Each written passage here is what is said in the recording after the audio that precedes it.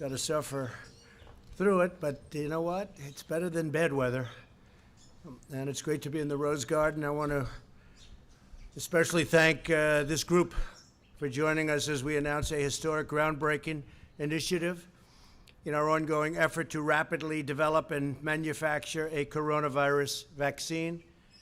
We're joined by Secretary Stephen Mnuchin, Secretary Mark Esper, Secretary Alex Azar, Chairman of the Joint Chiefs of Staff, General Mark Milley, FDA Director Dr. Stephen Hahn, Director of the National Institute of Health, Dr. Francis Collins, Dr. Fauci, Dr. Birx.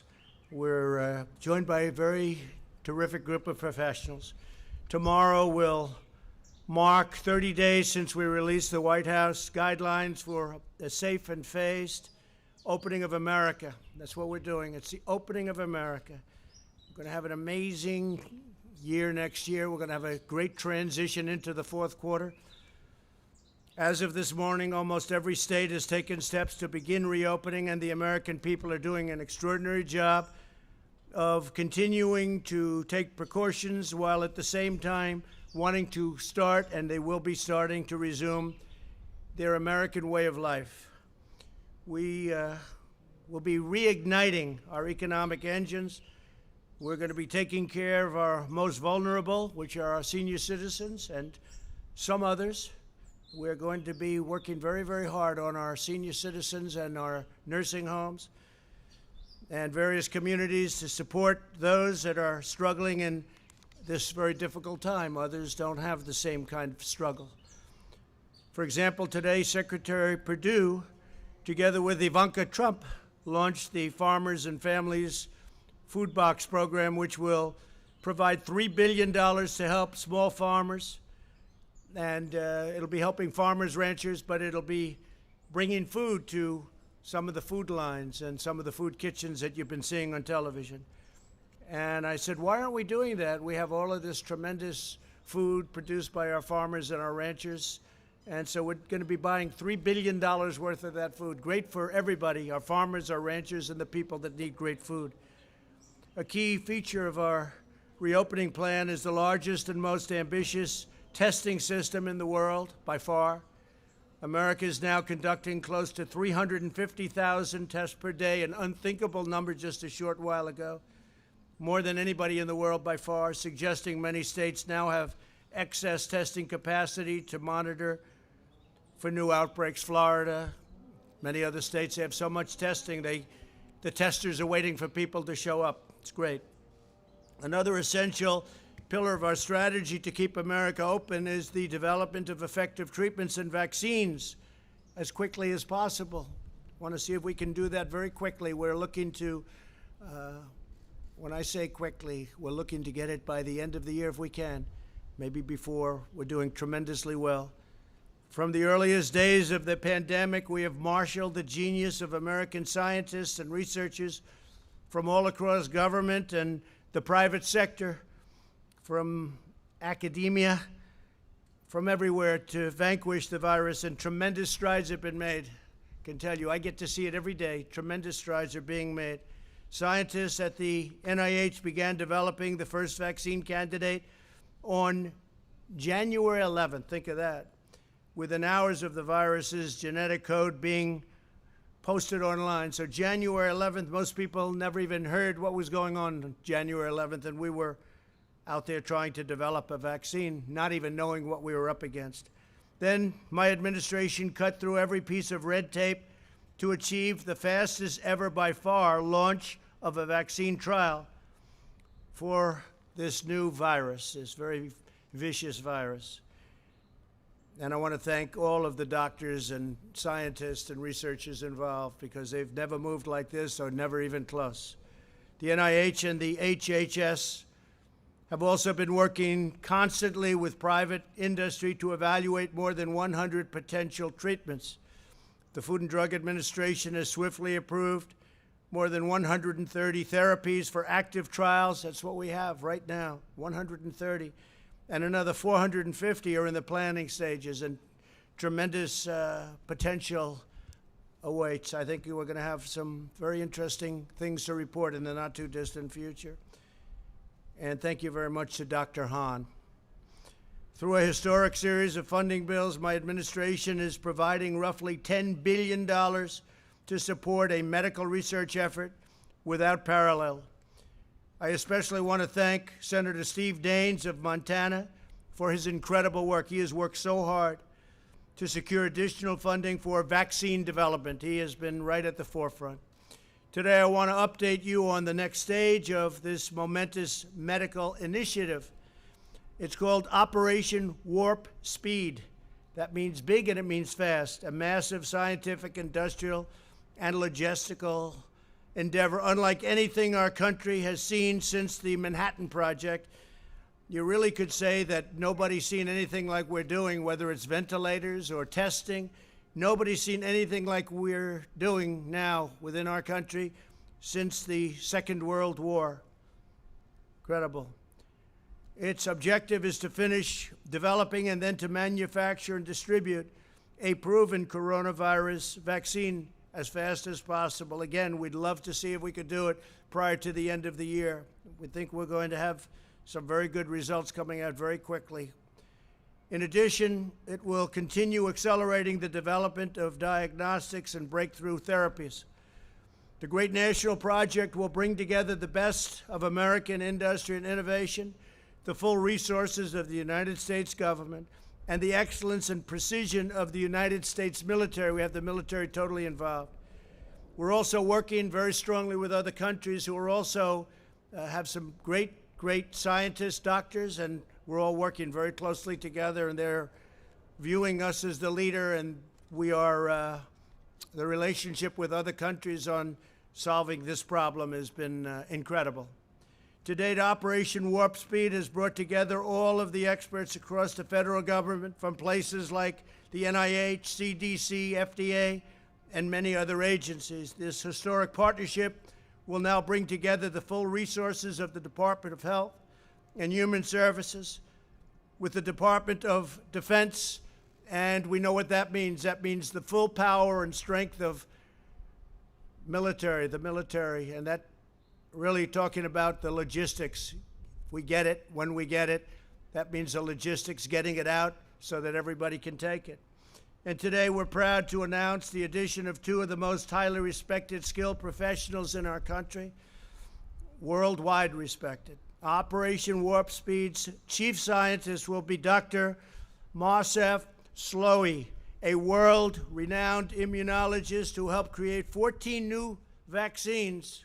That's a lot of our new vaccines in 10 years during his time in the private sector, one of the most respected men in the world in the production and really on the formulation of vaccines. Joining Dr. Slaoui as Chief Operating Officer will be General Gus Perna, a four-star general who currently oversees 190,000 service members, civilians, and contractors as commander of the U.S. Army Material Command. That means logistics. That means getting it out. We got to get it out there. So, General, thank you very much. And Doctor, thank you very much. It's great to have you on board. Really highly respected people. Thank you.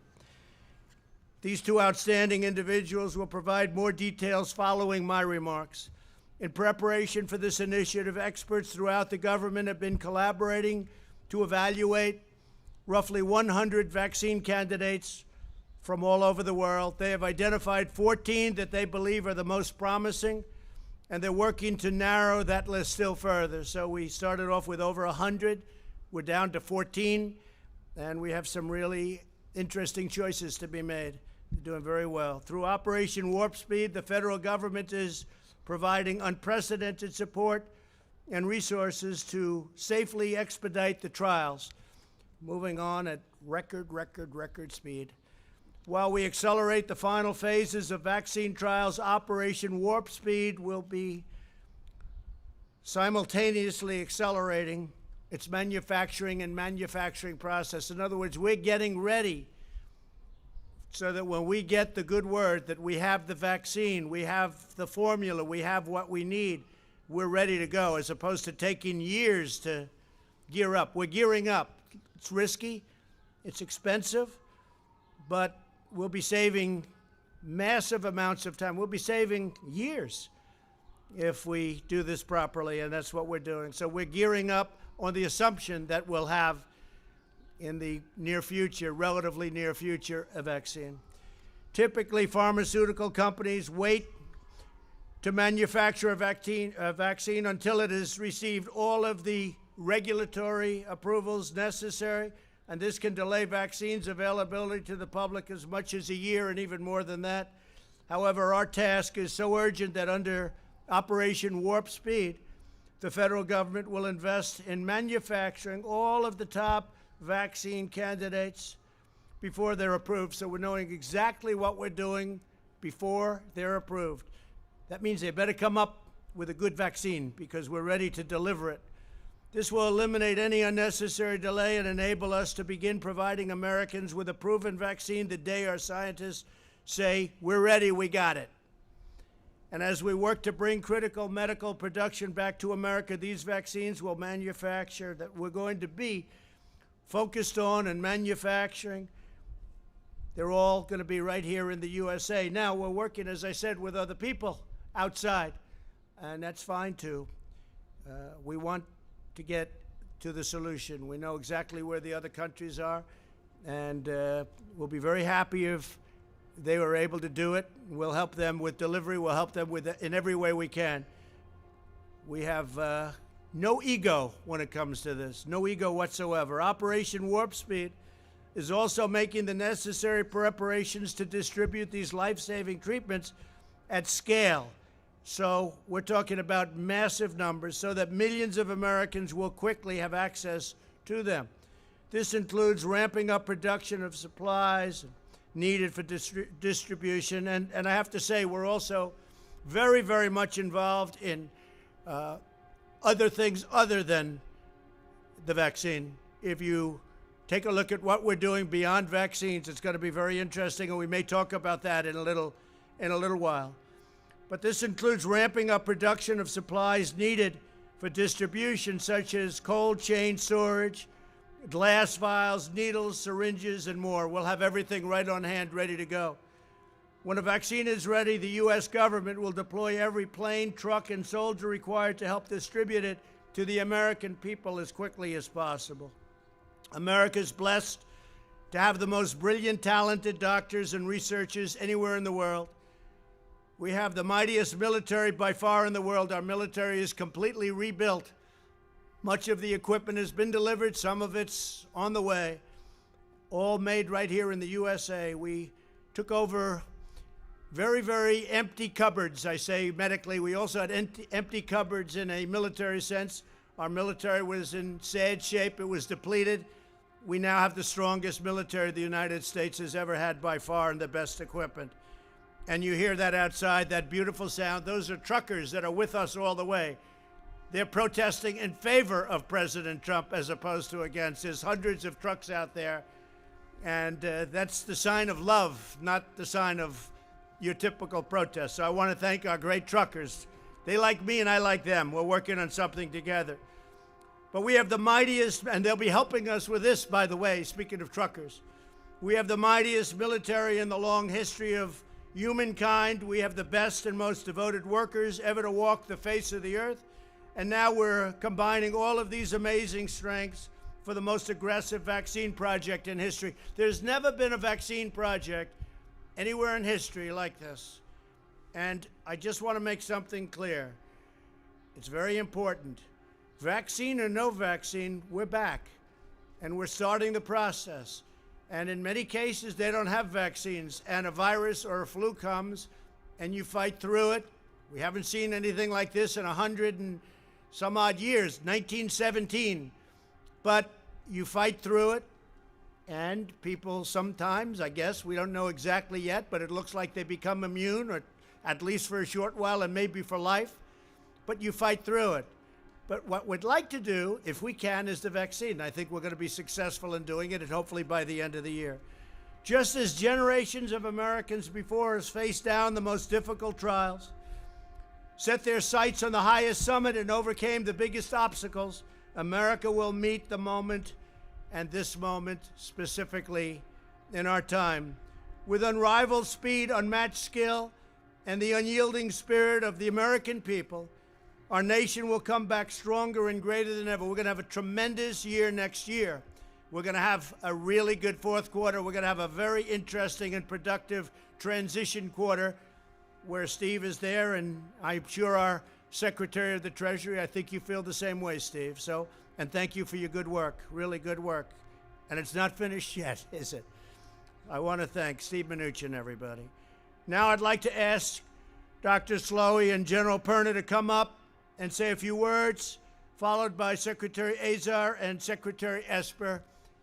Thank you all very much. We're doing something that has never been done before. It's going to result in a tremendous end. I think we're going to come up with a solution to a problem like this country probably has never seen before. But it's an honor to be your president. We're doing a great job. These people are doing an incredible job. The people right here, I want to thank you all. Total professionals, great men, great women. Thank you all very much. Please. Thank you, Mr. President. Good afternoon, everyone. It's a great honor and privilege for me to have the opportunity to serve our country and the world in this remarkable endeavor, extraordinary endeavor, helping them and supporting them do it. The Operation Warp Speed's objectives are very clear. The President has described them, and I believe they are very credible. I also believe they are extremely challenging. However, I am really confident that our team across the many governmental agencies that are involved in these efforts, the NIH, the CDC, the FDA, ASPR, and of course with the support of the Army and our partners in the private sector, will be able and will do the utmost to deliver these objectives. In fact, Mr. President, I have very recently seen early data from a clinical trial with a coronavirus vaccine. And these data made me feel even more confident that we will be able to deliver a few 100 million doses of vaccine by the end of 2020. And we will do the best we can to do that. Thank you. We will, of course, also focus on progressing and accelerating development of medicines for those who unfortunately already caught the virus, as well as optimize the diagnostic tests. This will be our focus 24/7 over the next many months. Thank you. Thank you. Good afternoon, Mr. President. Thank you. Thank you for this great honor for allowing me to be a part of this team. I'm very excited about this team. It will be historic as we execute the mission that's been given to us. I also feel very confident that the team will be able to provide the results as directed. It is going to be a Herculean task, but the combination of the two main partners between Health and Human Services and the Department of Defense, their combined strengths, partnered with the other teammates, will ensure our success.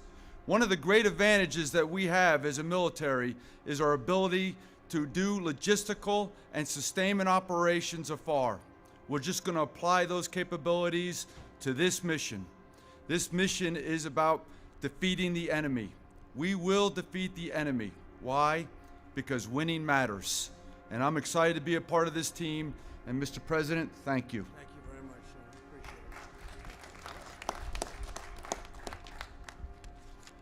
Well, thank you, Mr. President, for your leadership of this historic effort. Your vision for Operation Warp Speed, setting a goal of a vaccine by January 2021, will be one of the great scientific and humanitarian accomplishments in human history. Today, you're announcing the team that can get it done. Dr. Slowey is arguably the world's most experienced and successful vaccine developer, responsible for some of the major recent breakthroughs in vaccines. General Perna oversees one of the world's largest logistics and supply chain operations, the one that keeps the Army running. 3 highly accomplished career HHS scientists will oversee each area of Operation Warp Speed.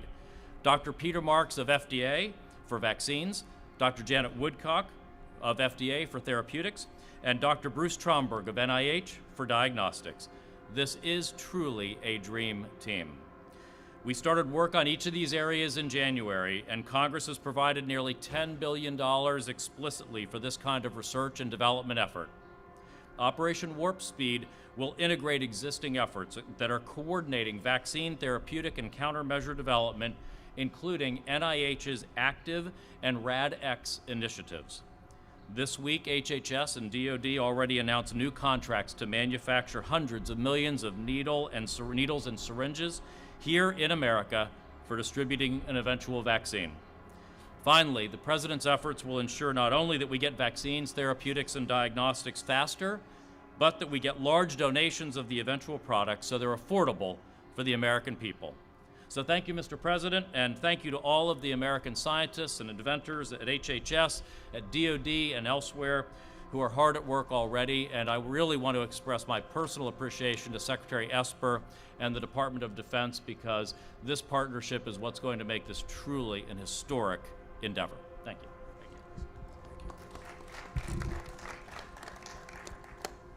Well, thank you, Mr. President, for your leadership of this bold and historic initiative. The Department of Defense is very excited and committed to working closely with our partners at HHS, across the government, and in the private sector to accomplish the mission we have been given. Winning matters, and we will deliver, by the end of this year, a vaccine at scale to treat the American people and our partners abroad. You know, the Department of Defense has been in this fight since day one, going back to January. We've stayed ahead of the curve every step of the way, and today, on America's streets across the nation, over 60,000 service members from all branches of the service are still out there, whether it's doctors and nurses in hospitals, whether it's National Guard on the streets of America, or the Corps of Engineers continuing to build out capacity in America's hospitals. We are there and we will be there, Mr. President, and we look forward to this next greatest phase of this fight against the coronavirus. We are all in then, we are all in now, and we will be all in the future, and we will deliver on time, bringing to bear the full weight of the Department of Defense, all of our first-class, world-class researchers and scientists, our ability to manage logistics at scale, and our great distributional capabilities. We will deliver, we will win this fight, and Mr. President, thank you again for all that you've done. We will get the job done. Thank you. I know you will.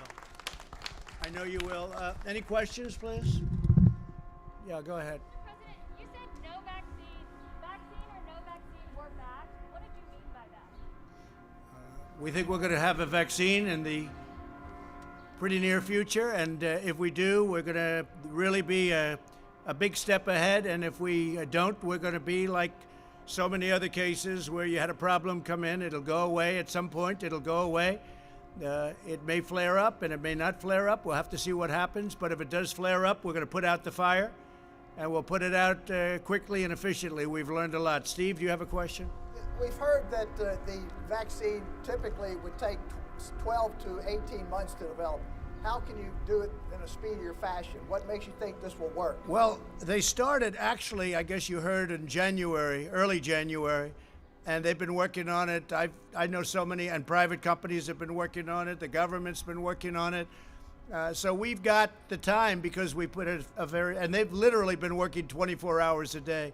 So we've got the time, and we hope to be able to do something by the end of the year or shortly thereafter. But again, you know, it's not solely vaccine-based. Other things have never had a vaccine, and they go away. So I don't want people to think that this is all dependent on vaccine, but a vaccine would be a tremendous thing. And I will tell you, therapeutically or therapeutics, what's going on there is equally as impressive. We have some things happening. You know, we have the remdesivir from Gilead. We have other things that are very good. I think that a lot is happening therapeutically. I can't say that it's relatively speaking, equal to what's going on with vaccines, but I think it's doing very well, very well. So therapeutics are a big factor. Yeah, please. Is there a global competition to develop this vaccine? Like if France develops it first, will they share it with us? Yeah, and we have that very well worked out. Whoever gets it is going to be very proud to give it and develop it. They've developed it, and we'll see what happens. we've got countries that are allies we have some countries, frankly, that aren't allies where we're working very closely together. So we're working together with many different countries. And again, we have no ego. We have no ego. Whoever gets it, we think it's great. We're going to work with them. They're going to work with us. Likewise, if we get it, we're going to be working with them. So it's very important. It's a very good question, actually. Yeah, please. Mr. President, what do you say to those business owners and other people who are really questioning the guidance that the CDC put out last night? There was a concern that it would be overly prescriptive. Now there's a concern it's not prescriptive enough. What are business owners to do? Well, I thought the guidance was very good. I've heard very good reviews on the guidance. And, you know, the media will never be satisfied. If we gave you more description, that would be no good. If we gave you less, that would be no good.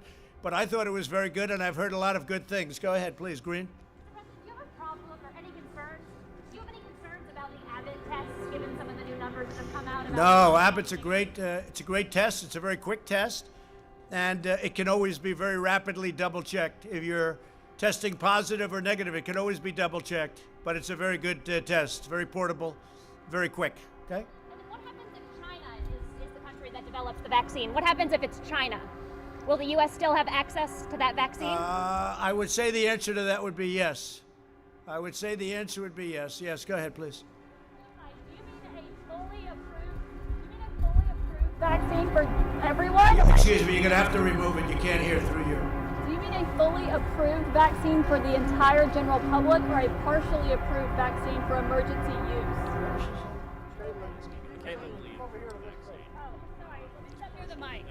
Sorry, let me repeat that. Now I'm closer to the mic. Do you mean a fully approved vaccine for everyone, the full public, or a partially approved vaccine with emergency use? No, we're looking for a full vaccine for everyone that wants to get it. Not everybody's going to want to get it. But we're looking at a full vaccine. Is that a correct statement? Yeah, Will. Please.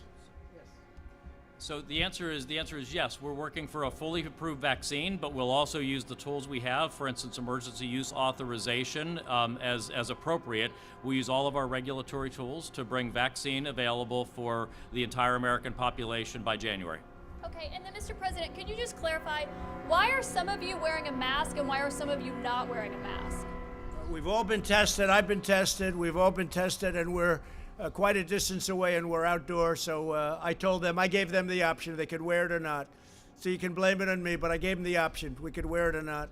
Yeah, please.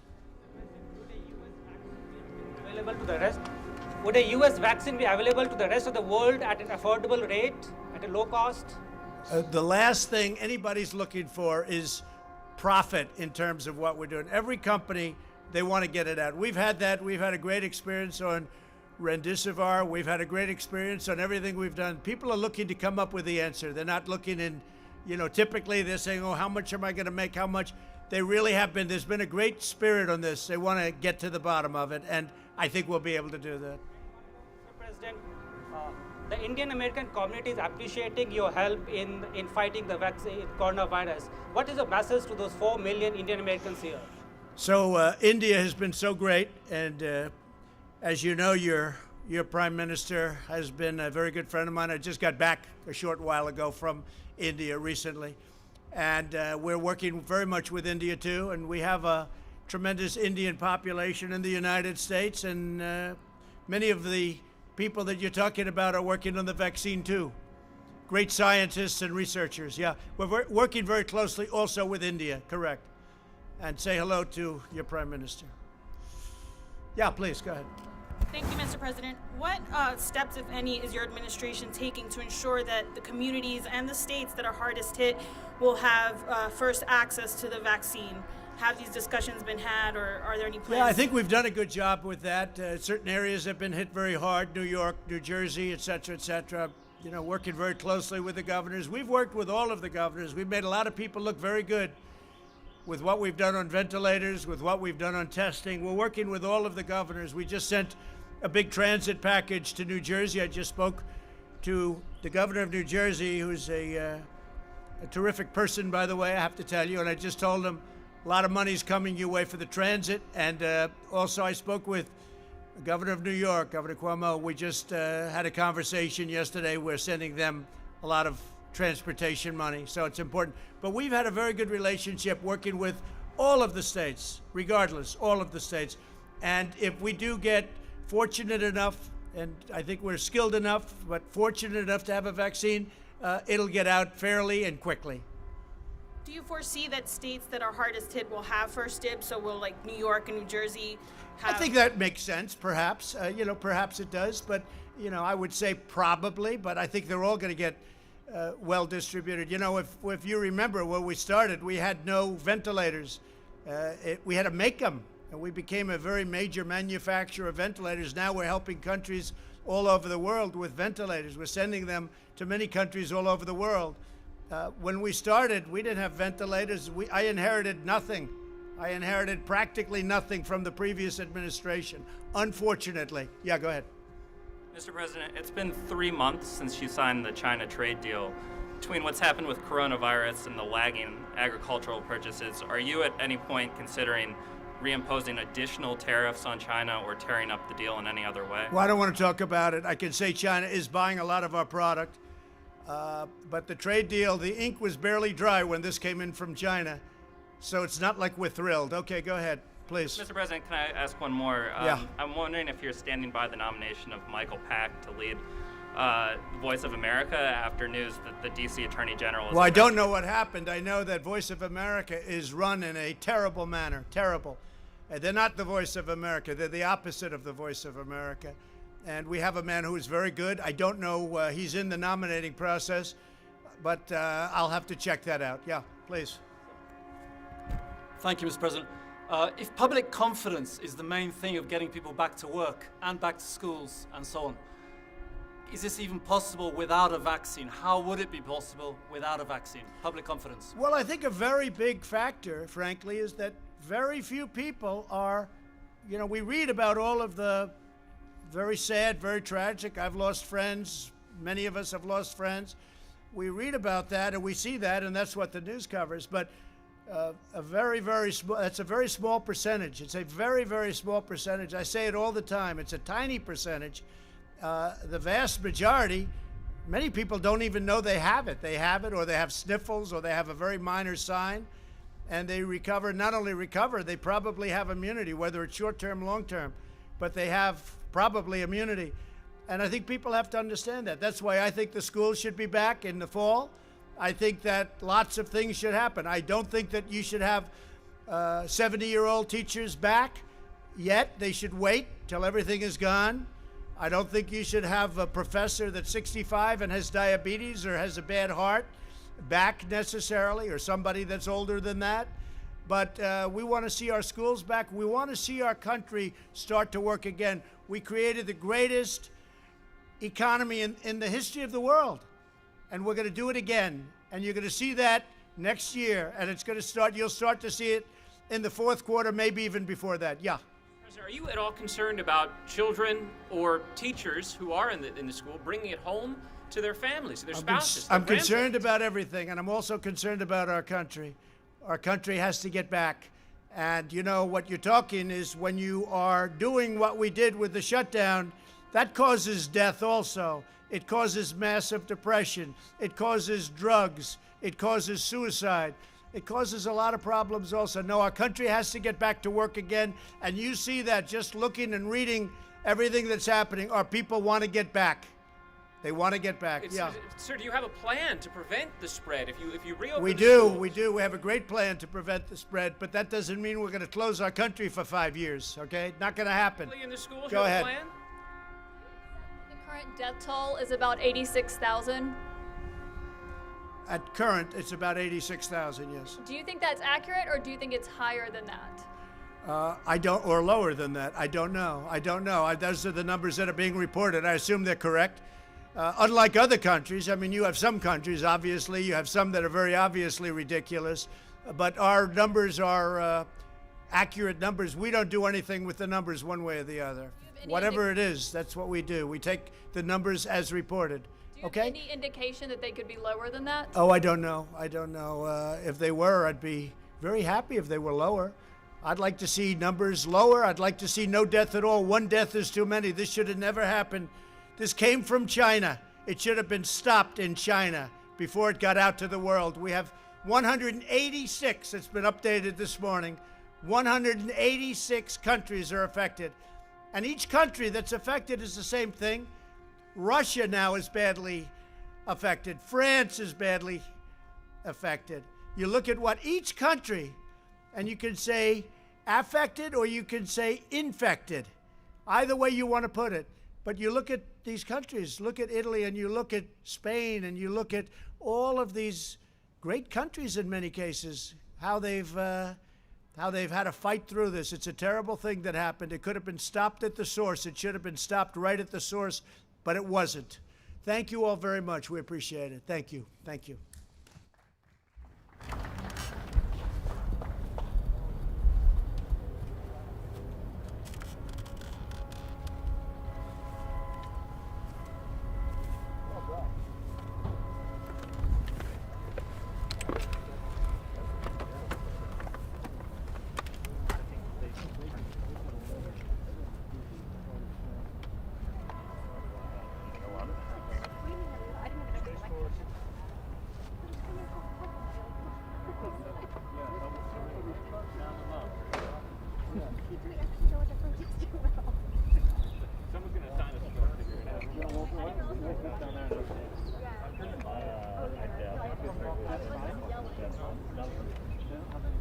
They do.